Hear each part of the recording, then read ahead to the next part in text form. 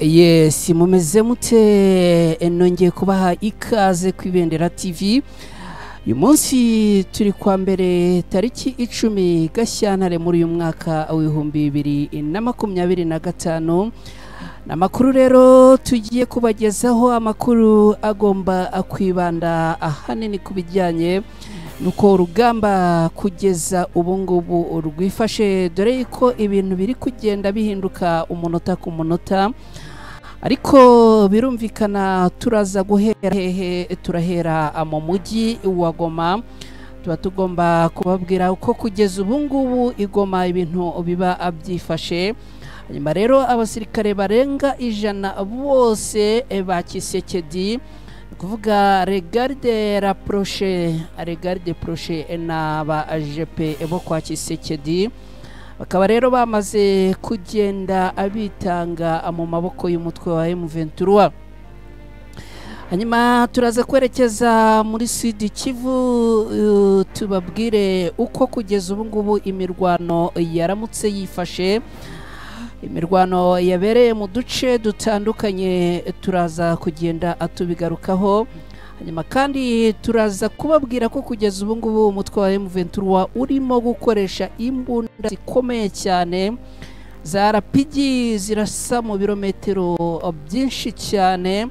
Hanyuma turaza kwerekera muri Nduruma, tubabwire ko agera ku 100 bose abasirikare ba FARDC Wazalendo n'abafatanyiriza hamwe kurwanya umutwe wa M23 baguye muri ambushi yatezwe na M23, bose bagahita abasezera ku buzima. Ni mu gace ka Nduruma, byose turabyinjiramo ku buryo burambuye, aho rwose aha habereye imirwano M23 igatanga isomo rikomeye cyane.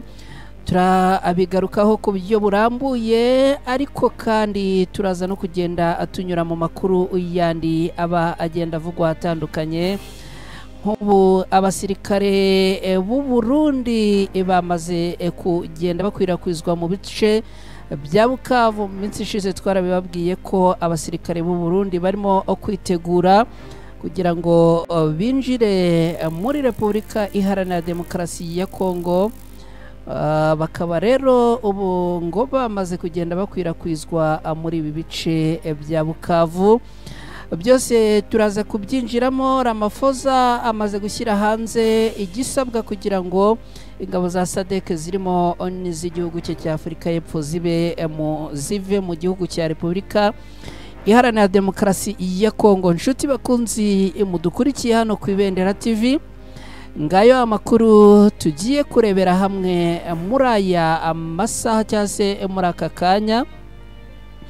Gusa ariko nk'uko bisanzwe munyemerere tubanze dukore like zigere mu 10 tuzamuke n'aya makuru. Hanyuma kandi tugende dukunda subscribe ku Ibendera TV, hanyuma ubundi amakuru yo tuyasangire. Turabona ko dufite like imwe gusa, kandi abadukurikiye mwamaze kugenda muzamuka. Nta kindi rero bisaba nuko dukora like zikagera ku 10 tugahita atwizamukira n'aya makuru. Ni amakuru ari bwibanda hanini kugeza uko ubungubu urugamba rwifashe.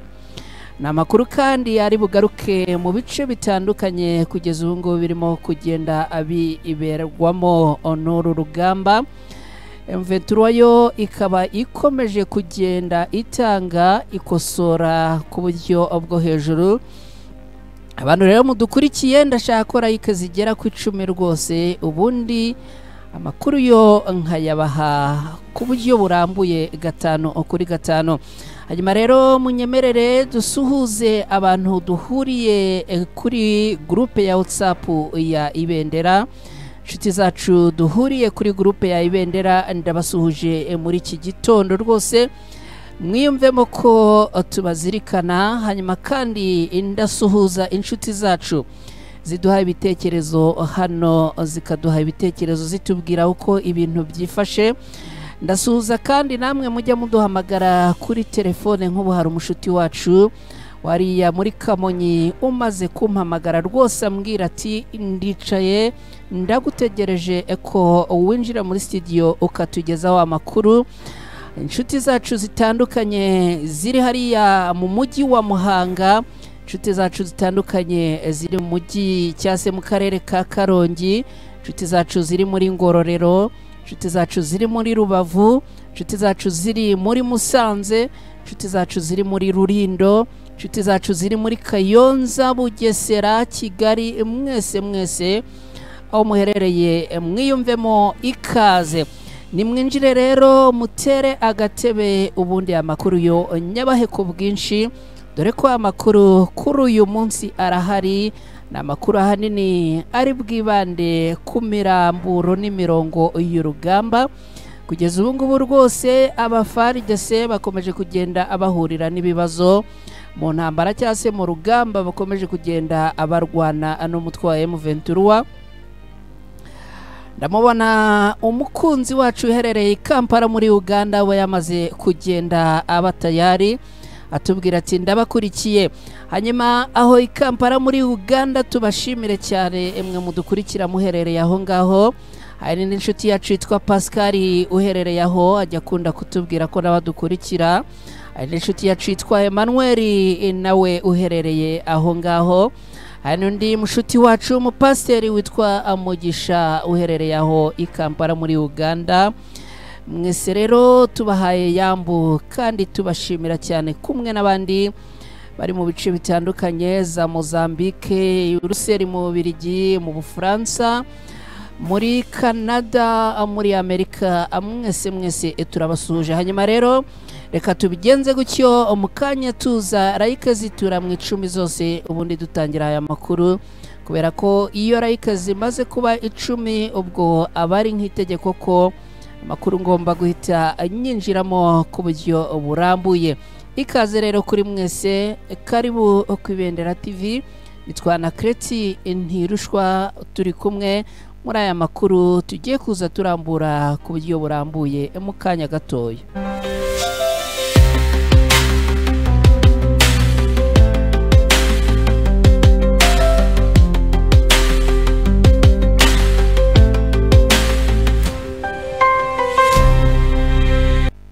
Yes, nizere ko rero mwamaze kuba tayari, nizere ko rwose mwamaze kugenda amuba tayari amakuru yo tukayarambura ku buryo bwose. Hanyuma rero aya makuru munyemerere tuyahere munyemerere aya makuru tuyahere mu mujyi wa Goma. Hariya mu mujyi wa Goma munyemerere abariho aya makuru tuyahera, ariko subscriber amugenda muzongera, like mugenda amuzongera, ubundi rwose ibyo biba ari ibintu bidutera morali tukabagezaho amakuru twizeye ko murimo kudukurikira muri benshi. Like zimaze kuba 9 habura imwe duhita twanzika. Namakuru tugiye guhera hehe? Namakuru tugiye guhera mu mujyi wa Goma. Hanyuma like zamaze kuba tayari 10 zituramo, mbashimira cyane. Nako mbabwira kaye ngo mugende mukora na subscriber ku Ibendera TV. Birumvikana ubwo mba ndimo kugenda anibutsa babandi bashyashya baba badukurikiye ari ubwa mbere, nawe uba wari bagiye gukora subscriber ku Ibendera TV. Hanyuma rero munyemerere aya makuru tuyatangire muri ubu buryo. Tuyahere mu mujyi wa Goma, tuba tugomba kugenda tureba uko igoma ibintu byifashe. Kugeza ubu ngubu tubabwira kuri itariki 10 Gashyantare muri uyu mwaka 2025 igoma ubuzima bukomeje kugenda abugenda neza. Abaturage igoma abakomeje kugenda ababa mu byishimo nyuma yo kugezwaho umutekano, nyuma yo kugezwaho amazi, nyuma yo kugezwaho internet, nyuma yo kugezwaho umuriro. Kugeza ubu ibikorwa bitandukanye bikaba bikomeje kugenda bisubukurwa, ndetse amakuru dufite nuko n'amashuri agomba gusubukurwa vuba, ndetse kandi hari amakuru yuko ikibuga cy'indege cya Goma nacyo gishobora kuba kigiye kwihutishwa imirimo kugira ngo kibe cyafungurwa vuba. Mu gihe rero tukirimo kuvugana kuri aya makuru yaramukiye mu mujyi wa Goma, hariya hirya rwose, kugeza ubu abasirikare barenga 100 abo mu mutwe ushinzwe kurinda Perezida Tshisekedi ubwo habaga urugamba rwo kubohora uyu mujyi wa Goma. Abasirikare bakaba baragotewe hagati na hagati. Bahungira hehe? Bahungira muri MONUSCO. Kugeza ubu ngubu rero abitwa abagarde rapproché cyangwa se abajepe barenda Tshisekedi, no kuvuga GR, bakaba bamaze kugenda abamanika amaboko abishyikiriza umutwe wa M23. Aba basirikare iki cyemezo ngo bagifashe nyuma yuko bakomeje kugenda mu butumwa butandukanye, bakomeza bagenda batakira leta yabo ya Repubulika Iharanira Demokarasi ya Kongo, ku isonga Tshisekedi. Abasirikare rero ngo bakomeje kugenda batakamba babwira Tshisekedi bati rwose dukorere ibishoboka, uze utubohoze turebe ko twava ahangaha.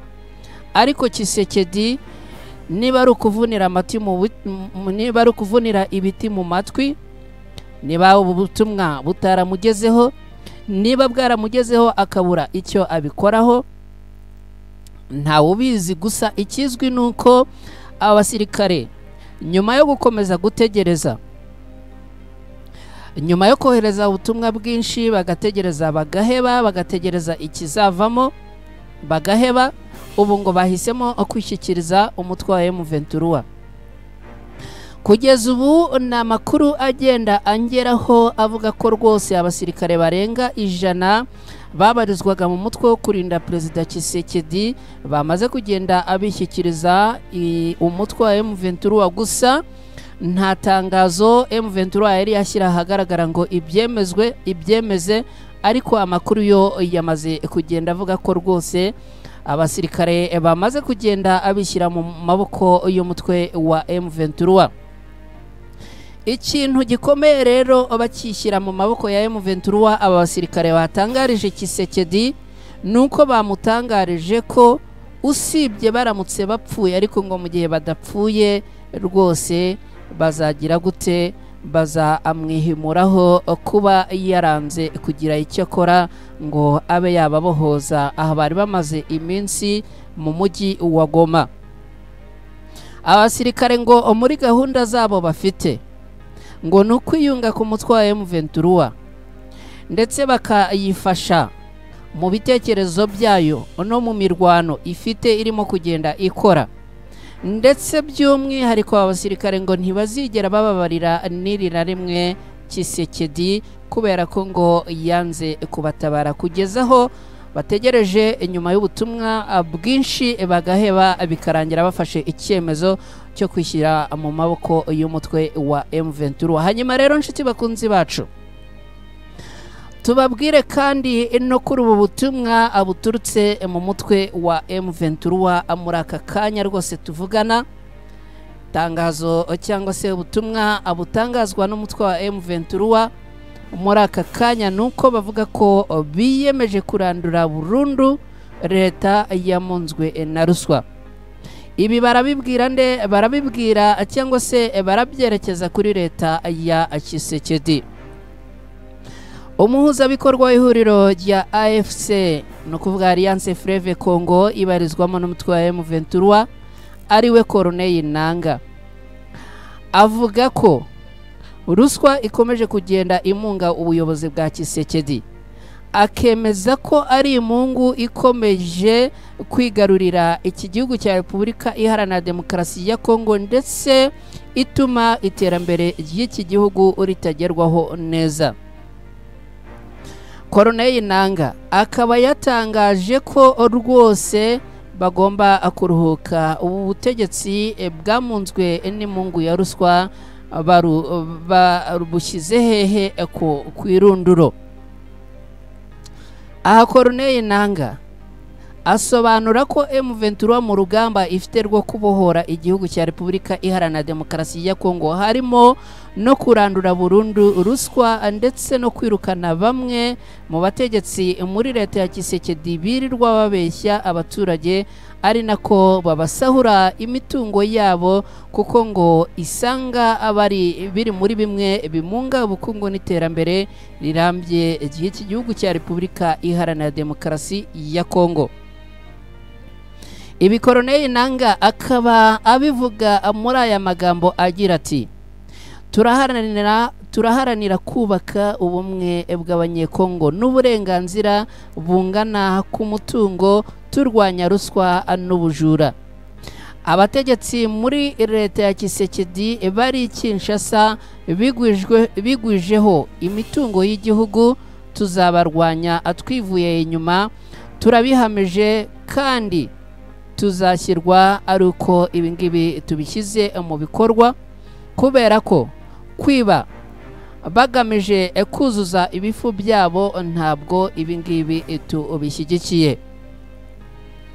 Ibintu rwose bimaze kugenda abishyirwa ahagaragara n'uyu umugabo akaba ari umuhuzabikorwa wa FC M23 aho avuga ati rwose ibi bintu birababaje kandi biteye n'agahinda aho ubuyobozi bwa Tshisekedi aho kugira ngo bukorere abaturage ahubwo bukomeje kugenda abumungwa na ruswa.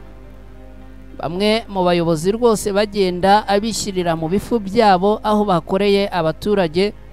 Agira ati rero ibingibi bigize gute, ibi birarambiranye rwose, twebwe nka M23 ntago twagira gute, ntabwo twabyihanganira. Colonel Nanga umuhuzabikorwa wa AFC ibarizwamo na M23 rwose akaba avuga yuko yamaze kugenda arakarangira ngo nguyu mugabo rwose w'umurakare w'umuribwe nguyu muramubona. Uyu rero akaba ari we wamaze kugenda atangaza ko gahunda ari iyihe ari ugukuraho ubutegetsi bwa Tshisekedi bwamunzwe na ruswa. Bamwe mu baturage batuye mu mujyi wa Goma mu kiganiro bagiye badutangariza bavuga ko iki kibazo cya ruswa no kwigwizaho imitungo cyatanze icyuho ku busumbane mu mibereho aho ngo usanga abayobozi bo hejuru bameze neza ariko abaturage bo hasi ugasanga barimo kwicwa n'inzara. Bagira bati no kuvuga aba baturage bagira bati ba ministre n'abadepite bacu nibo bigwizaho umutungo w'igihugu biba imishahara biha imishahara ihanitse mu gihe abarimu abaganga abasirikare bahembwa intica ntinkize amafaranga yakubatse imihanda amashuri n'amavuriro ndetse n'ibindi bikorwa remezo yose akaburira mu mifuka yabo. Asumani Karara utuye mu gace ka Birere mu mujyi wa Goma agira ati duhora mu ntambara zidashira, duheruka dutora abategetsi bakatwizeza ibitangaza ariko bamara kubona imyanya myiza y'ubuyobozi tugategereza ibyo batubwiye ko bizakorwa amaso agahera mu kirere. None turasaba M23 ko rwose iki kibazo yakidufashamo ibi bibazo bigakemuka. Kuri iki cyifuzo rero cy'aba baturage, Colonel Nanga umuhuzabikorwa wa Alliance Fleuve Congo ibarizwamo n'umutwe wa M23 yabamaze impungenge abizera ko abategetsi bose biba umutungo w'igihugu cya Repubulika Iharanira Demokarasi ya Kongo bagomba gukurwaho ndetse bakabihanirwa, bityo ko abajura abicanyi nta mwanya n'uyu n'umwe bafite muri Repubulika Iharanira Demokarasi ya Kongo. Yavuze kandi ko mu ntego za Alliance Fleuve Congo M23 bagamije kwimakaza umuco w'imiyoborere myiza, ubutabera, umutekano ndetse n'iterambere rirambye ku baturage ba Repubulika Iharanira Demokarasi ya Kongo. Nanga yaboneyeho guhamagarira urubyiruko rwo mu burasirazuba bwa Repubulika Iharanira Demokarasi ya Kongo ndetse n'ahandi hose hatandukanye kwitandukanya n'ababashuka, abababeshya, ndetse asaba abitwa abawazarendo kuza kwifatanya na Alliance Fleuve Congo M23 mu rugamba rwo kubohora no kurwanya ubutegetsi bubi bwa Tshisekedi, kandi Kongo bagomba guhura bagahuza imbaraga ubundi bagafatanyiriza hamwe kubaka igihugu cyabo. Ibi rero ni bitangazwa n'uyu mugabo Corneille Nanga, umuhuzabikorwa w'umutwe wa M23, Alliance Fleuve Congo ibarizwamo n'umutwe wa M23. Hanyuma rero nshuti bakunzi bacu mudukurikiye, ndabizi aho ruba ruzingiye, ndabizi icyo muba amutegereje ahanini nukumenya ngo ese byifashe gute ku rugamba, nukumenya ngo ese imirwano yaramutse imeze gute, nukumenya ngo ese kugeza ubu aya masaha tuvugana imirwano igeze hehe. Ayo makuru ajyanye n'imirongo ku rugamba niyo muba mutegereje muri benshi, kandi niyo muba amufitiye amatsiko. Nanjye rero ndi tayari hano rwose kubyinjiramo, nkabinjiza ku mirongo y'urugamba, ariko kugira ngo nizere ko mu gihe hari mudukurikiye hagire umuntu nyandikira rwose, anyandikire ubutumwa bwihutirwa hano rwose live ku Ibendera TV, unyandikire umbwira uti turahabaye, tugezeho miramburo y'urugamba uko byifashe nuko byaramutse, ubundi mpite nanzika anataka hariya ku bice bitandukanye urugamba rwose, dore ko muri aya masaha mw'abantu mwe muri aya masaha turimo kuvugana M23 yagize gutya imanura za RPG, imanura za Burende, imanura imbunda zikomeye cyane, imbunda zirasa mu birometero 7. Ewana M23 yamanutse igukorera ikintu, ni somo rikomeye cyane, ni somo rikomeye rwose, ni somo ritoroshye. Byose munyemerere rero mu kanya gatoya rwose nyuma yo gusoma kutuzi inze twerekeze hariya ku rugamba uko kugeza ubu ngubu rwose M23 ikomeje kugenda ihindura, ikomeje kugenda ikukumba, ikomeje kugenda ivana mu nzira, ikomeje kugenda yandika amateka.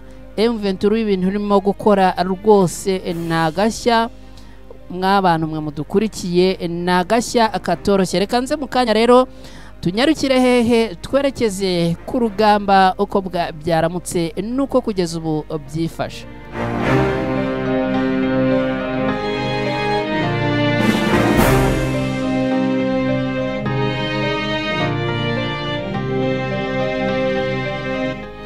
Yes, ukimara kumbwira ko uhari mukurikiye, ubwo gahunda ni hehe? Gahunda ni ku rugamba, handi bintu byinshi, imiramburo ni ku rugamba, ubundi tukamanuka tukagerayo, tukagenda tugahita duterayo agate. Kugeza ubu ngubu tuvugana nshuti bakunzi bacu mudukurikiye hano ku Ibendera TV, muri iki gitondo imirwano yaramukiye mu duce dutandukanye. Birumvikana ni hariya muri Sud Kivu mu gace kitwa Kamunyerere, ni agace kegeranye na Katana. Ngira ngo abadukurikiye live ku Ibendera TV murimo kugenda amubibona. Aka gace kitwa Kamunyerere mu gitondo cyase mu rukerera rwo kuri uyu munsi habereye ikintu bise urugamba. Habereye ikintu bise urugamba, habera ikintu bise imiriro. M23 yagize gutya yatsa imiriro. Uti byagenze gute rero? Hari abantu baba FARDC ndetse n'ababa muri coalition ya ifatanya n'aba FARDC kugira gute kurwanya umutwe wa M23. harimo rero abantu niba ari amabwiriza baba bahawe, niba ari ukutumva sinabimenya. Ubundi muri aka gace ka Katana na za Kavumu aha hose kugeza ubu ngubu haragenda hagenzurwa n'iki n'umutwe wa M23. Ariko bya bindi nk'uko byagenze mu mujyi wa Goma, hari abafaridese n'abawazarendo baba bagize gutya bakagenda bakitsimba ahantu mu kazu, cyangwa se bakagenda bakitsimba ahandi hantu runaka mu mafamiye yabo, mu nshuti zabo, noneho byagira gute, byagera nijoro bakagira gute, bakagenda bagaba udutero shuma. Uku nguku rero niko byagenze ahangaha muri Kamunyerere, aho abafaridese bagize gutya bakavuga bati tugomba kugira gute, tugomba kugaba igitero kuri M23. Hari amakuru avuga ko rwose ngo bavugaga ko M23 ishobora kuba isinziriye, ariko bakibeshya yuko abarwanyi ba M23 rwose batajya basinzira, batajya barangara, iyo bari ku rugamba baba bari ku rugamba. Aba bagabo rero ngo bagize gute, bagabye ubushotozi ku mutwe wa M23. M23 igira gute, iyegura imbunda zabo, yegura za RPG, igucucumira icyo bise iki umufaridese, umuwazarendo wagerageje kugenda bashotora. M23 igira gute, igukorera ikintu bise isomo. Mwa bantu mwe, aba bagabo no kuvuga abafaridese n'abawazarendo bahawe isomo. M23 biravugwa ko rwose yabahaye isomo, ibaha isomo kandi irababwira iti n'undi munsi ntimuzagire gute, ntimuzongere kwibeshya amutumenyera. Kugeza ubu ngubu amakuru agenda atangazwa aravuga ko rwose muri iyi mirwano haguyemo abafaridese benshi cyane nk'uko bigenda bitangazwa. Hakaba rero bivugwa yuko rwose aha ngo haguye abafaridese n'abawazarendo benshi ku rwego rwo hejuru. Bazize gute, bazize kutumva cyangwa se ubushotozi bagabye ku mutwe wa M23. M23 yavuze yuko rwose umuntu uzaramuka agize gute, akayigabaho ubushotozi, akayigabaho igitero, iyo rwose izamusubiza kandi ikirwanaho mu buryo bushoboka bwose. Ahandi rero habyukiye imirwano mu gitondo cyangwa se mu rukerera rw'uyu munsi ni mu gace kitwa Ishabira.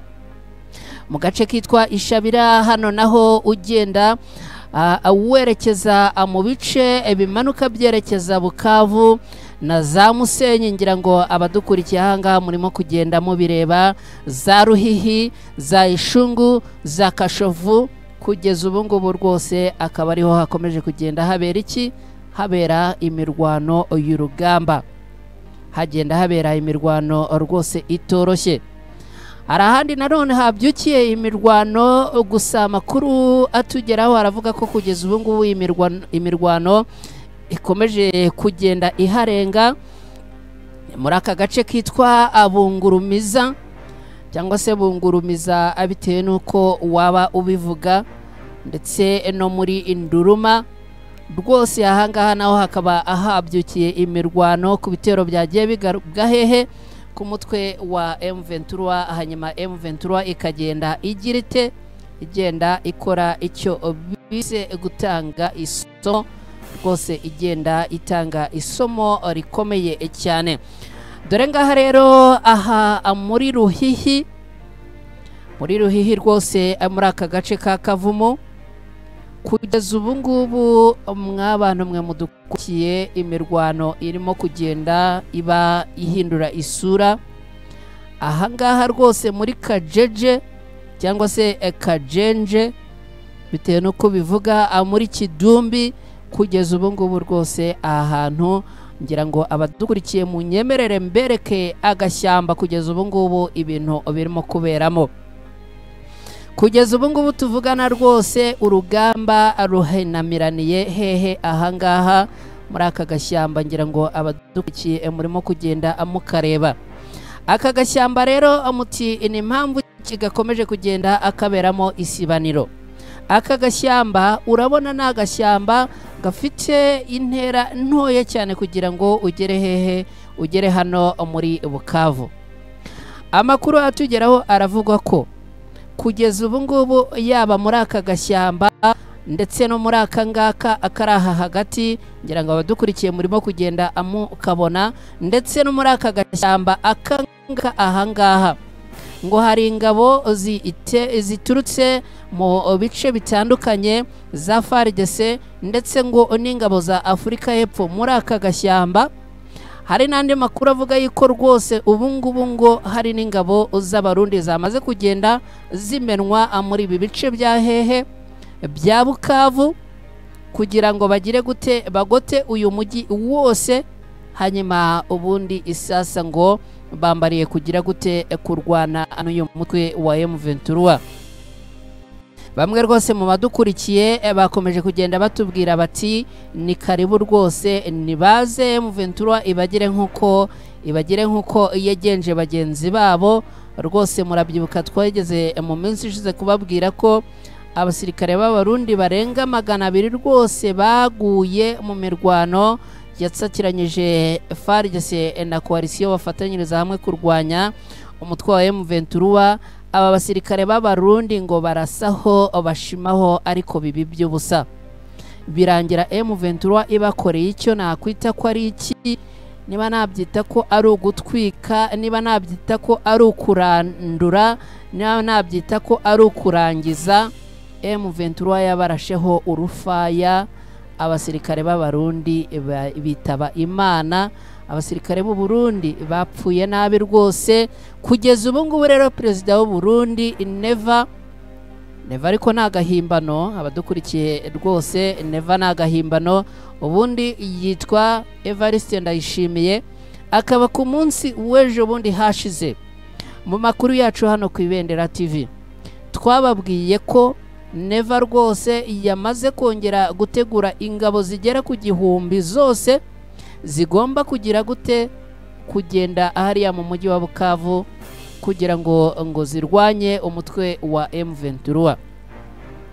Ibi ngibi kandi nta gushidikanya ko koko ibi bintu byateguwe kubera ko Evariste Ndayishimiye ejo bundi bwo habaga inama y'abakuru b'ibihugu ba EAC na SADC, nawe akaba yari yatumiwe muri iyi nama. We rwose yavuze ati ibi ntago nabijyamo, ahubwo nigiriye muri Leta Zunze Ubumwe za Amerika kujya gusenga. Rwose hagiye hanacicikana ifoto rwose apfukamye mu rusengero arimo agenda atakambira Imana yibwira iti rwose Mana tubabarire, abasirikare bacu barimo gupfa umusubirizo hariya mu gihugu cya Repubulika Iharanira Demokarasi ya Kongo, tubabarire rwose, tubabarire abasirikare bacu ntibakomeze kugenda bapfa.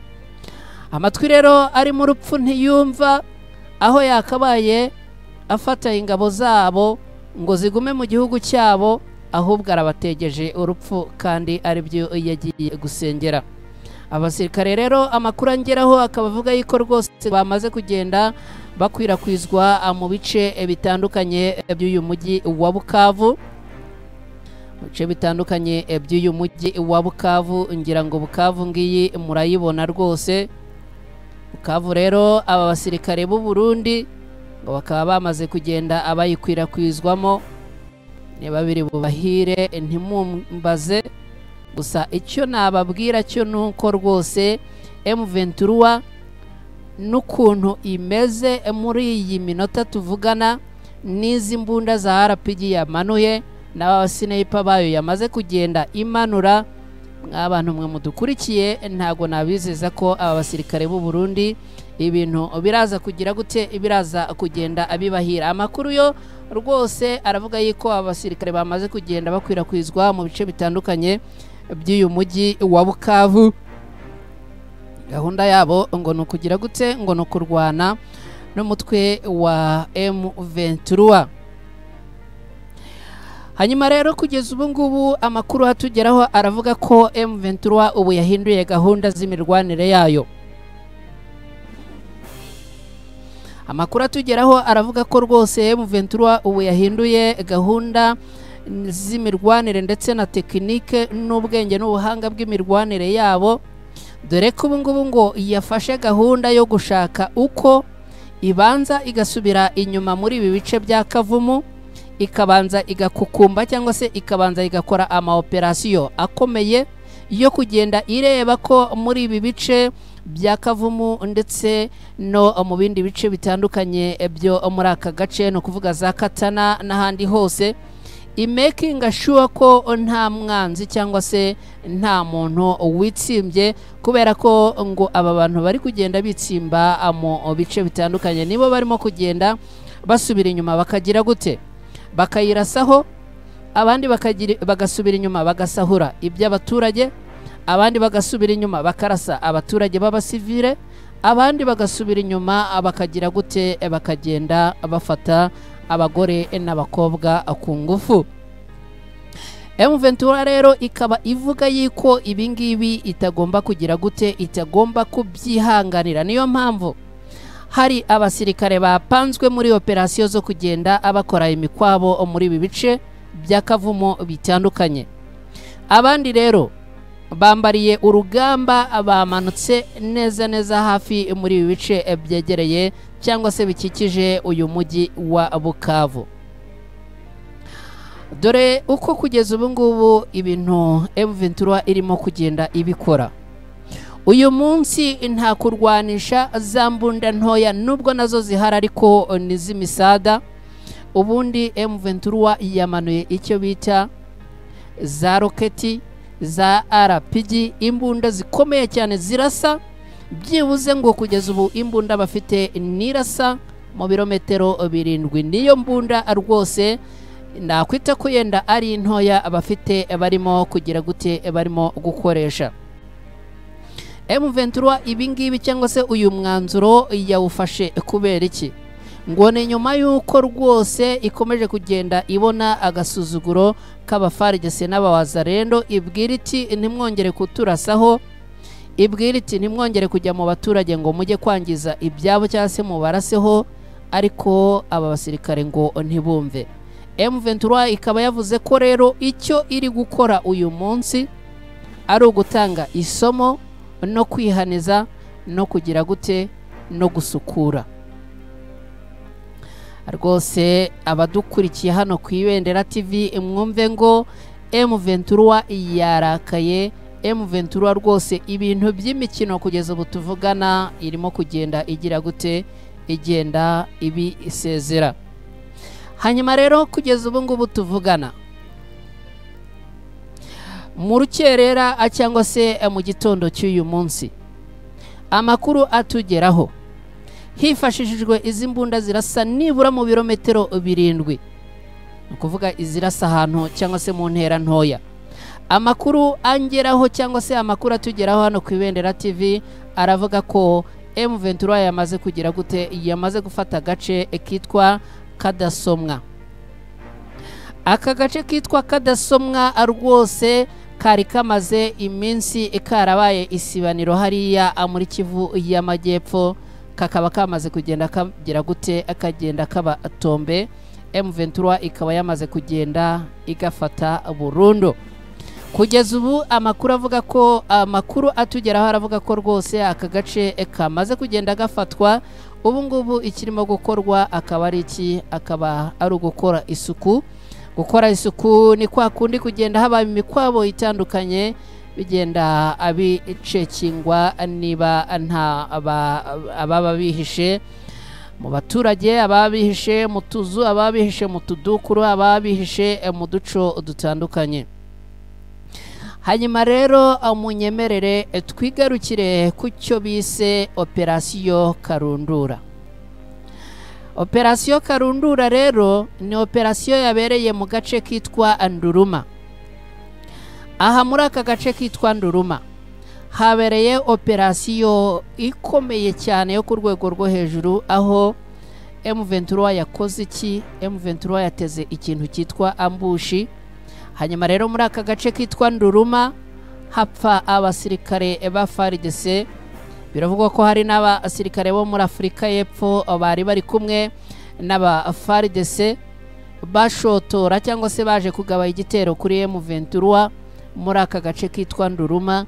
basanga M23 yateze ikintu bita ambushi. Mwabantu mwe, aha hantu haguye abantu benshi, ahantu haguye abantu benshi mu rukerera. Amakuru yangeragaho yavugaga ko abamaze kugenda abapfa abo bamaze kugenda ababa 100, ariko kugeza ubu ngubu hari amakuru ari kugenda angeraho rwose avuga yuko kugeza ubu umubare ukomeje kugenda uzamuka. Ahantu nkuko twagiye tubibabwira rwose, hari abasirikare ba FARDC bamanutse kumwe na coalition bafatanyiriza hamwe kurwanya umutwe wa M23, bagenda abamanuka basa naho batazi iyo bagiye, basa naho batateguye, basa naho batapanze gahunda. Basanga M23 yo yibereye hehe? Yibereye mu dushyamba dutandukanye muri aka gace. Baba sniper bayo nababwiye batajya basinzira, baba sniper bayo nababwiye batajya bareba ku ruhande. Basanga bari tayari barabacucuma. Ahantu hakubereye ikintu bise operation. Abasniper ba M23 bagucucumiye umuFARDC, baramucucuma, imiriro barayicana, urugamba ruburugamba. Ewan, amakuru angeraho ambwira yuko rwose abasirikare benshi ba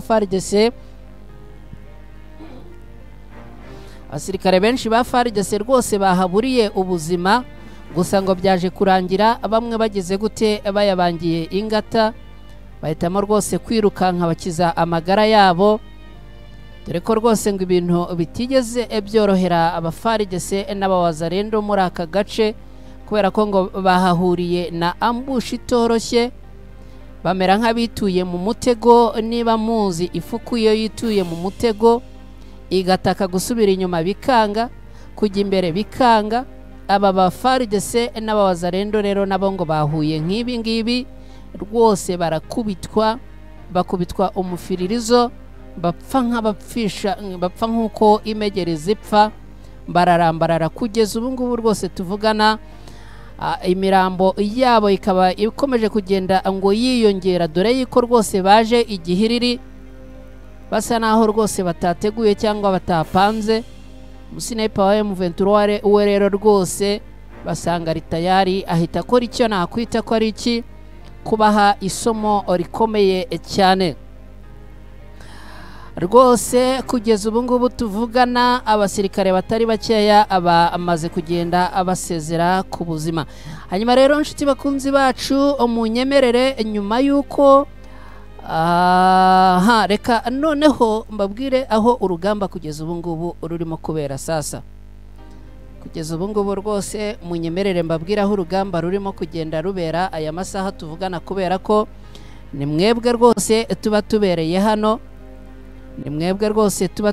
hano. Kugeza ubu ngubu urugamba rurimo kugenda rubera hehe? Muri ibi bice rwose, muri ibi bice niho urugamba rurimo kugenda rubera, niho ama operation arimo kugenda agira gute, arimo kugenda abera hano muri ibi bice byegereye Kabare, muri ibi bice rwose byo muri Sud Kivu. Kugeza ubu ngubu rwose niho ibintu birimo kugenda abibera. Hari amakuru angeraho ambwira ko aba basirikare b'abarundi bashyizwe muri uyu mujyi wa Bukavu baba batangiye kugenda abinjira mu birindiro bitandukanye, bagenda abasanga abaFARDC muri utu duce dutandukanye, dore ko nababwiye ko kugeza ubu ngubu abaFARDC barimo kugenda barwanira muri aya mashyamba yo muri utu duce. Muri aya mashyamba niho rwose amakuru agenda atugeraho avuga ko FARDC bitsimbye, ndetse ngo n'abasirikare ba Afurika y'Epfo. Mukanya ndababwira ibyo Perezida Cyril Ramaphosa Afurika y'Epfo amaze gusaba kugira ngo ingabo za SADC ndetse na Afurika y'Epfo zibe zabasha gutaha. Kugeza ubu ngubu rwose aha muri utu duce twaha hakikije cyangwa se yegereye umujyi wa Bukavu, mwabantu mwe, akaba ariho urugamba rurimo kugira gute, rurimo kubera muri ibi bice. Badukurikiye murimo muragenda mureba agashyamba hano, aka gashyamba gateye ubwoba mwabantu mwe. ahangaha niho urugamba rwambikaniye kugeza ubu ngubu. Bamwe bararasa baturutse hano muri ibi bice nakwita ko ari iby'uburengerazuba, bagasanga M23 iri kokinze hano mu operasiyo abayibereye hano, bagasanga abasinepa bayo bari kuri aka gasozi. Ngira ngo mwabantu mwe rero mutwumva cyangwa se mudukurikiye hano ku Ibendera TV, kugeza ubu ngubu ibintu hano urugamba rwagize gute rwambikanye. Andi makuru kandi angeraho arambwira yuko M23 kugeza ubu kuba itarinjira muri uyu mujyi wa Bukavu ngo rwose nukubera ko ishaka kugira ngo ibanze yasire iki umutekano w'abaturage ndetse n'umutekano wo muri ibi bice igenda ica cyangwa se ishaka inzira zisukuye nziza ziyifasha. Reka mbabwire ikindi kintu cyamaze kugenda kijya agaragara gituma kugeza ubu ngubu umujyi wa Bukavu M23 itari yagira gute itari yawufata. Ubwo M23 yagiraga gutya ikegera umujyi wa Goma, ibintu nk'ibi nabyo byarabaye. M23 yagize gutya iragenda yigira mu misozi ikikije umujyi wa Goma, irangije itanga icyo nakwita ko ari integuza cyangwa romarike. Ibwira aba FARDC, ibwira aba MONUSCO, ibwira aba coalition ya FARDC, irababwira iti aho muri uwo mujyi wa Goma muri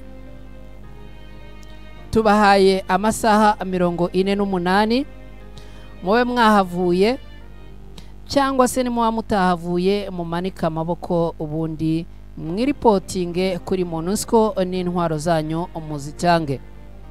Nimurangiza mujya hanaha. Icyo gihe rwose barababwiye bati ababyumva mukora ibi tubabwiye, nimurangiza mugende mujye muri stade, twebwe turaza kubasangayo, kandi abamanitse amaboko nta kintu turi bugire gute turi batware. Hari ababyumvishe, hari n'abatarabyumvishe, ariko byanze bikunze buri muntu yagiye abona isomo rihuye no kumvira kwe. Muri uyu mujyi wa Bukavu muti rero kugeza ubu ngubu ho bimeze gute?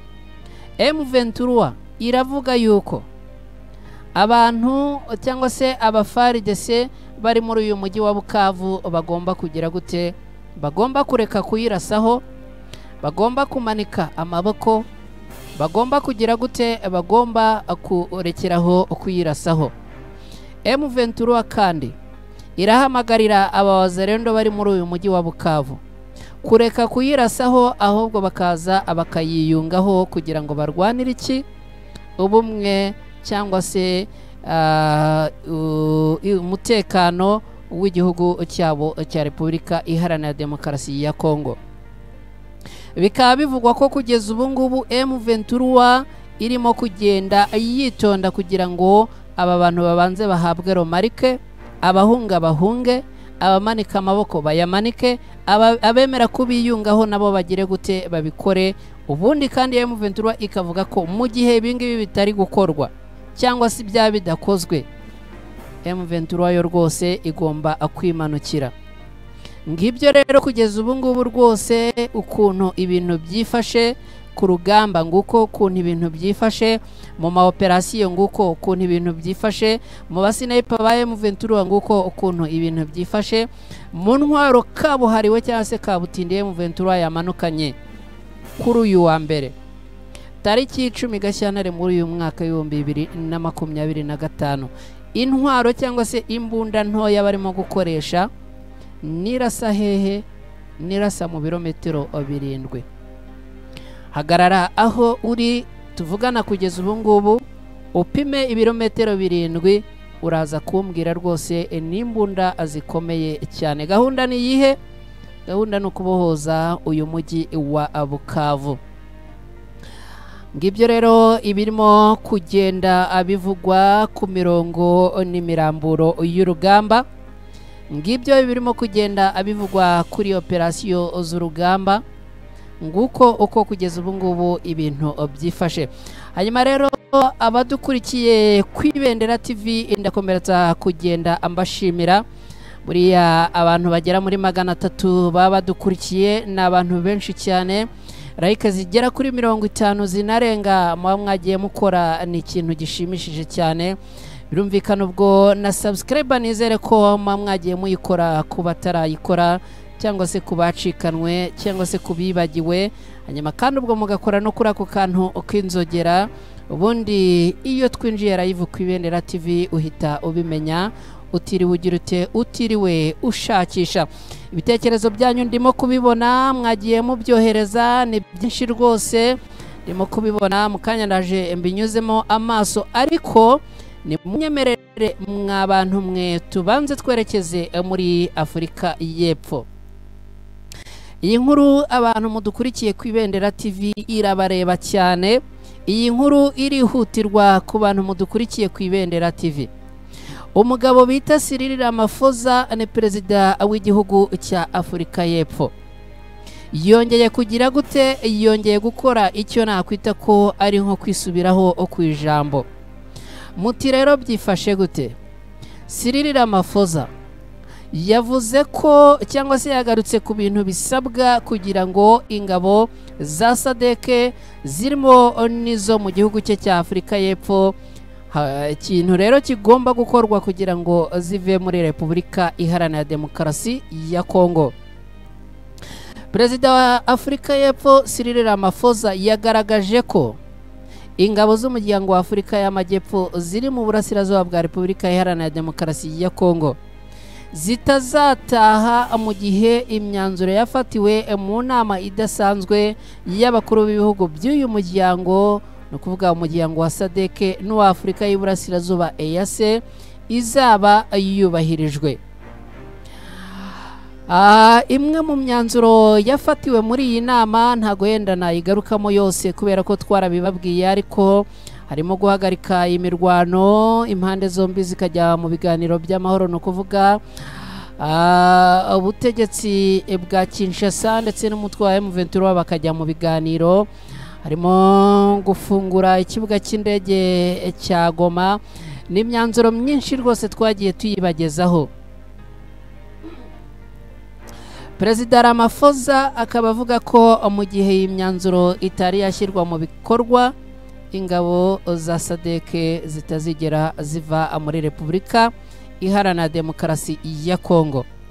Bamwe bati uribagiwe ejo bundi ingabo zawe zihabwa inzira mu Rwanda zamaze kugenda zitabira Imana hariya mu mirwano muri Repubulika Iharanira Demokarasi ya Kongo ukabura ukuntu ubacyura ugatakamba ugahabwa inzira mu Rwanda none kugeza ubu ngubu rwose ntago byigeze biguha isomo.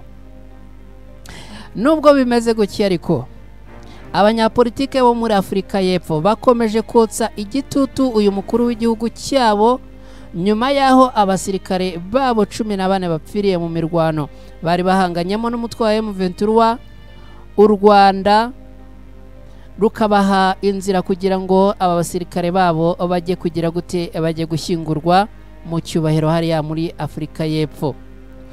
Perezida Ramaphosa wari wararahiye gukomeza gufasha leta ya Repubulika Iharanira Demokarasi ya Kongo kurwanya uyu mutwe wa M23 yagaragaje ko yashimye imyanzuro yafatiwe mu nama ya SADC by'umwihariko uwo guhagarika imirwano n'ubushotoranye nusaba leta ya Repubulika Iharanira Demokarasi ya Kongo kuganira n'impande zose bahanganye zirimo n'umutwe wa M23. Perezida Ramaphosa agira ati umwe mu myanzuro y'ingenzi cyane yavuyemo kandi wananshimishije nuko abitabiriye inama ihuriweho bemeranyije ko ibiganiro by'imbona nkubone bisubukurwa hagati ya leta n'abatayegamiyeho no kuvuga abarwanya leta ya Repubulika Iharanira Demokarasi ya Kongo barimo n'umutwe wa M23. Ibi avuga ko ngo bizakorwa abinyuze mu biganiro bya Rwanda na Nairobi. Uyu mukuru w'igihugu akaba yasobanuye ko imyanzuro yafatiwe muri iyi nama yabereye i Dar es Salaam ku wa gatandatu muri Tanzania kuvuga tariki 8 Gashyantare muri uyu mwaka ari imyanzuro myiza cyane iganisha ku mahoro arambye mu burasirazuba bwa Repubulika Iharanira Demokarasi ya Kongo.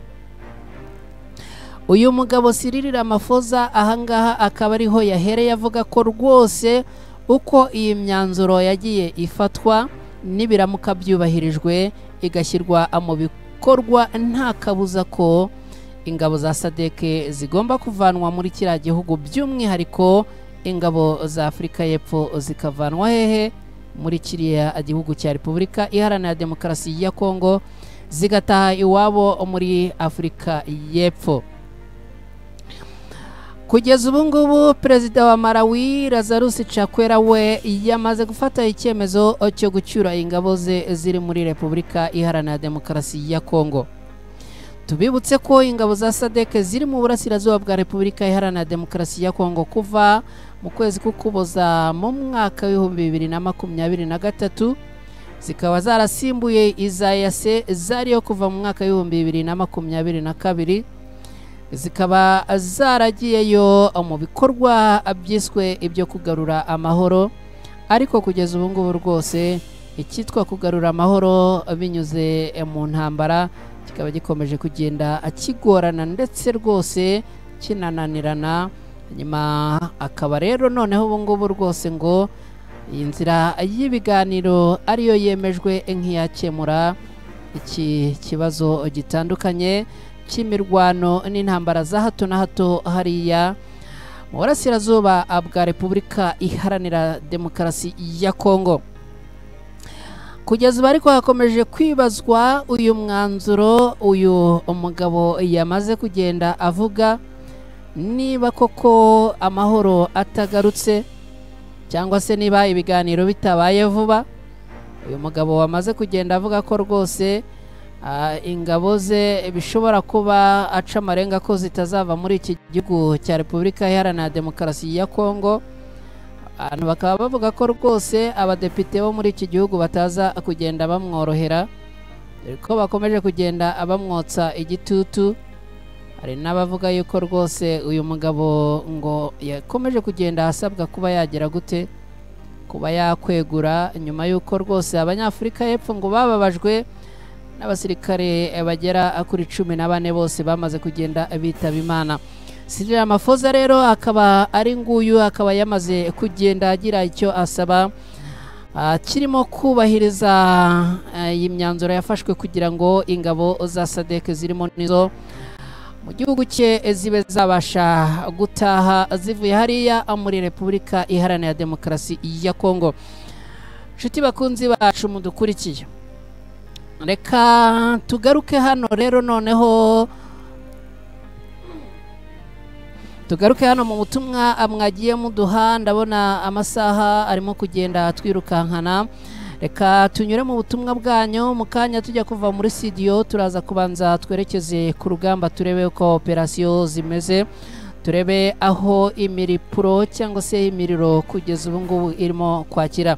Hanyuma hari utwa Mukunzi James wamaze kugenda tubwira ati Kampala turabakurikiye cyane, naho FDLR yo nanjye nyifashe, ubwo ntago ugeze utubwira icyo wayikorera, ariko tugushimira by'umwihariko kuba watanze igitekerezo cyawe hano ku Ibendera TV. Abantu b'Ikampala rwose tubashimire. Nyirabakunzi Innocent ugira uti ndabakunda cyane ku makuru mutugezaho, natwe turabakunda kandi turabashimira cyane. Surprise the big waterfara ugira uti ndi Gisagara, rwose Igisagara n'ubwa mbere tubumvishe hano ku Ibendera TV. Tubahaye ikaze rero mu muryango mugari w'abakunzi ba Ibendera TV, ubwo abatuye muri za Gisagara no mu bindi bice nazahuye muze kugenda mutwandikira kuri iyo nimero, ubundi tujye mu muryango umwe w'abakunzi ba Ibendera TV. Hanyuma rero watwandikiye ugira uti ni Reveriye ndabakunda cyane, natwe turabakunda nshuti bakunzi bacu. Hanyuma Erika yategeka Imana ugira uti ndi Kigali naho havuye ugira uti ndi Kigali turabakurikiye 5 kuri 5. Turabashimiye cyane abantu mudukurikiye muri Kigali. hanyuma Gikundiro ugira uti Horandi turi kumwe mu Buhorandi rwose mu byumve abantu mudukurikiye muri mu Buhorandi turabasuhuje cyane byongeye Imana ibahe umugisha rwose kuba mudukurikiye muri aho ngaho mukanagira n'umutima wo kuduha igitekerezo cyanyu mwumve ko ari ibintu bidukoze ku mutima rwose turabashimiye cyane Imana yabahe umugisha. Nyirabakunzi Innocent ugira uti ndi Bigogwe, abantu badukurikiye muri Bigogwe namwe turabasuhuje cyane.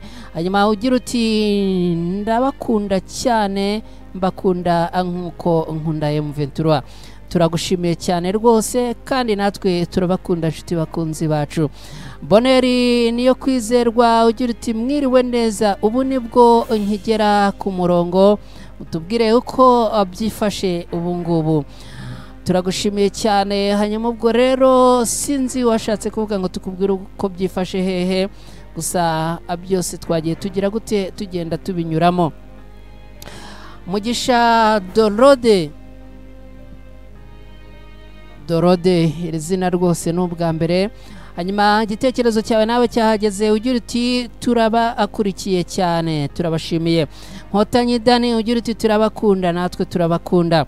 Rudasingwa Abdarazize ni inshuro nyinshi uyu rwose umaze kuba umukunzi wacu kadasohoka kuko rwose buri gihe mba niteguye ko igitekerezo cyawe ngomba kugenda nkibona hano.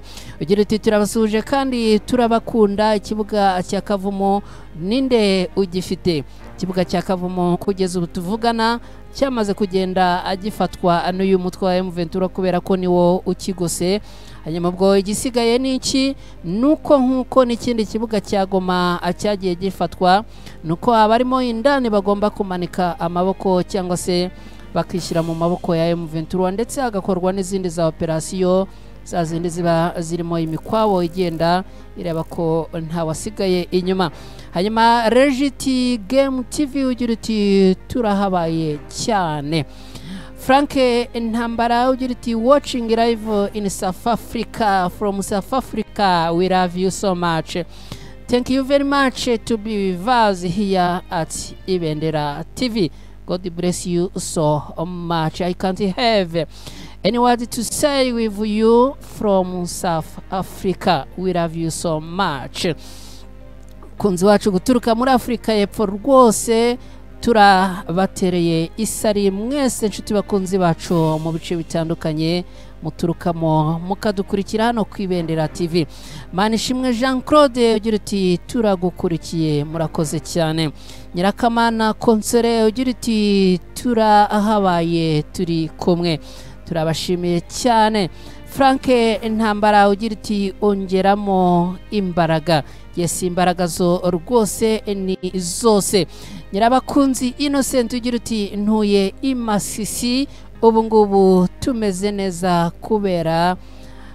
kubera biri. Hanyuma rero abatuye imasisi namwe rwose turabashimiye cyane kubwo kubana natwe hano ku Ibendera TV. Nizeyimana Emmanuel ugira uti Donatosi Suna nanjye ndahabaye ndi Uganda ariko nkunda M23. Turagushimiye cyane rwose abantu muherereye muri Uganda turabashimiye cyane. Uyu munsi rwose turabashimiye cyane mu byumve ko tubashimiye ku buryo burambuye. Hanyuma abava kure Claude ugira uti turabasuhuje turagushimiye cyane. Nyandwi Martin ugira uti turahabaye turabashimiye cyane. Ugira uti muyaduhe yose izo ni inshingano zacu ni nk'itegeko. Bavuga Yusa Joseph ugira uti nizikomerezaho urakoze cyane ku gitekerezo cyawe. John Karega avuga nkoko ugira uti M23 niyihute rwose irebe ko yatabara abanyabukavu. Kanya ndaje gatoya rwose nkugezeho andi makuru angezeho aturuka hariya mu mujyi wa Bukavu. Hanyuma niyo gisubizo Dorcas ugira uti M23 ndayikunda cyane. tekereza nk'umuntu witwa Dorcas ashobora kuba ari umumama cyangwa umukobwa, ntago yabitubwiye, ariko rwose mwebwe mwese hari n'abandi twagiye tubona, hari n'uwitwa Konsore, abamama n'abakobwa muba mwaduhaye igitekerezo, rwose muhabwe umugisha mwinshi, nubwo namwe mwese mudukurikira tubasabira umugisha mwinshi, ariko by'umwihariko abamama rwose turabashimira cyane.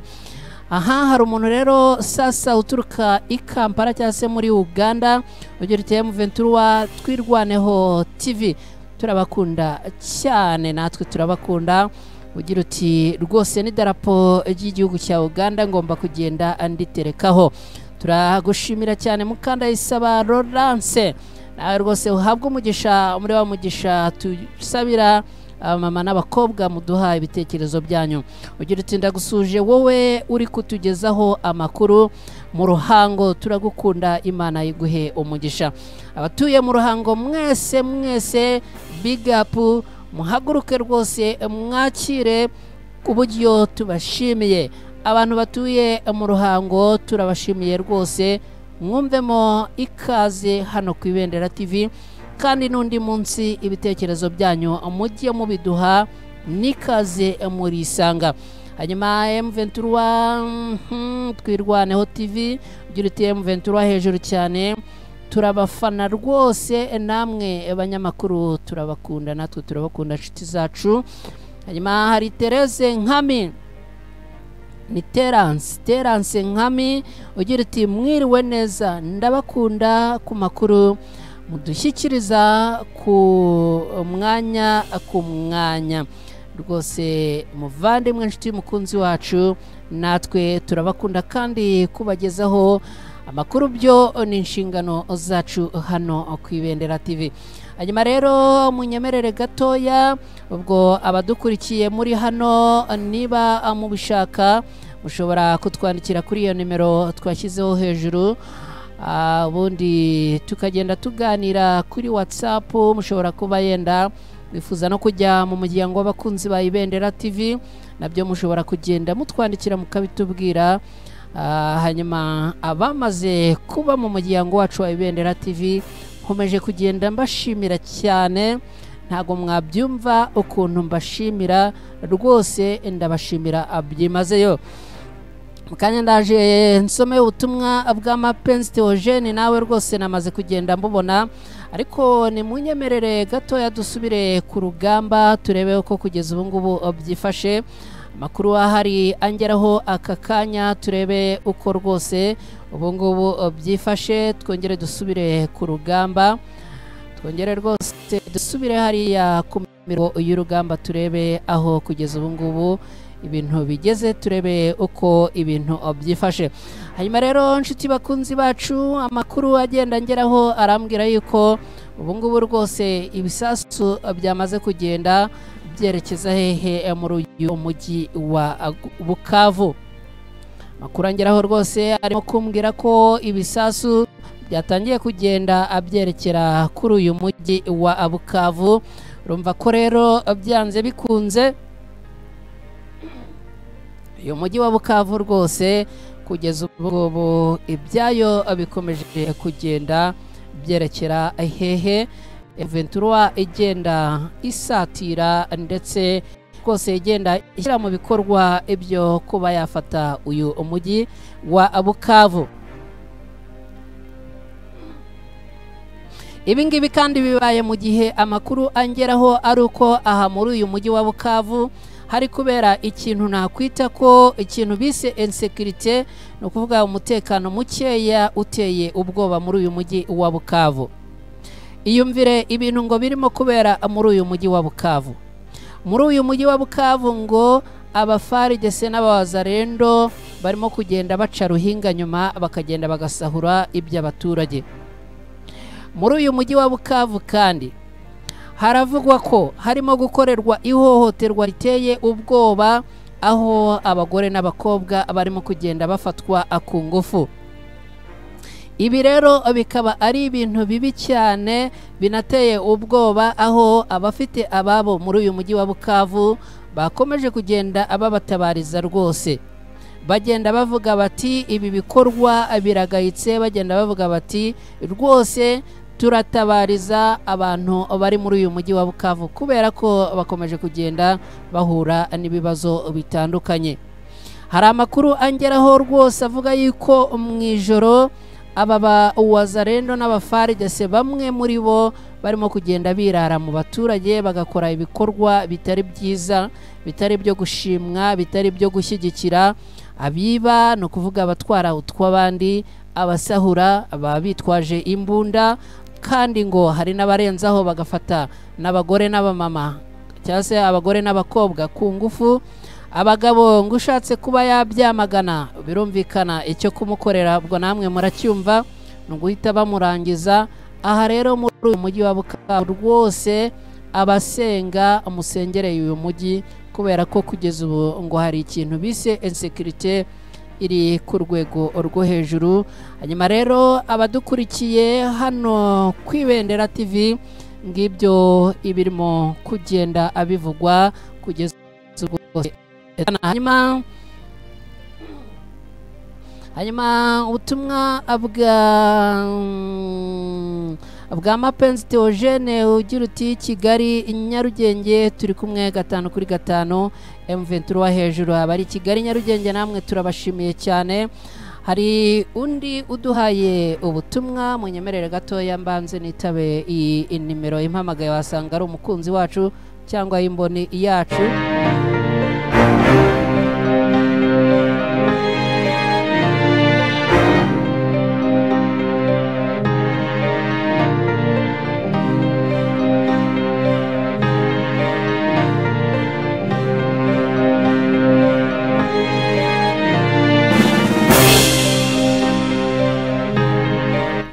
Yes, abadukurikiye ku Ibendera TV nibyo mba ngenda mbabwira rwose.